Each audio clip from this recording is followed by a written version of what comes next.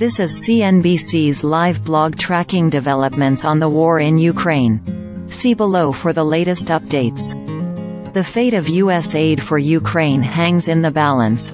Little progress has been made since Senate Republicans on Wednesday blocked an emergency spending bill to provide billions in funds for Kyiv, Israel and domestic security for the Mexican border. Republicans, many of whom are growing wary of the level of U.S. funding for Ukraine, are leveraging the bill to seek tighter immigration controls on the U.S. border with Mexico. Biden has indicated some willingness to make changes on border policy to pass what he argues is a crucial support package for Ukraine, the U.S. and the world, but the issue remains in limbo. Democratic leader of the Senate Chuck Schumer said Thursday that either Republicans take up an amendment offer or negotiations must resume. But uncertainty remains over what can be agreed before the holiday break. The White House warned earlier this week that U.S. provision of military supplies to Ukraine will likely run out by the end of the year without the release of additional funds.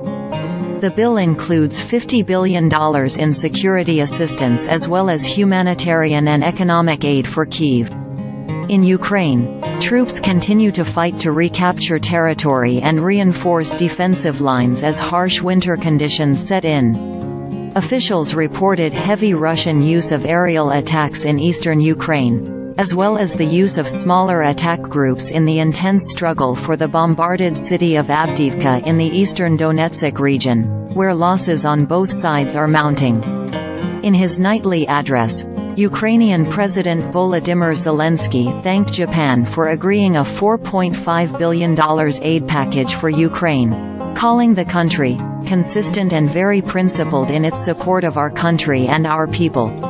Zelensky also flagged upcoming parliamentary votes regarding what Ukraine needs to do to prepare for the start of negotiations with the EU over membership. Ukraine began using train platforms on Thursday to bypass a border blockade by Polish truck drivers, Ukrzalinytsia, Ukraine's rail network, said. The first train deployed in the operation moved 23 trucks across the border from Ukraine into Poland, a statement said. Officials were working out ways to speed up the procedure and efforts were underway to have trucks moved in the opposite direction, into Ukraine. Drivers were being moved across the border by bus, the statement said.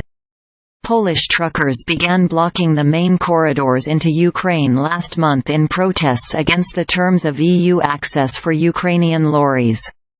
The blockage has led to higher prices for fuel and some food items as well as delays to drone deliveries to the Ukrainian army.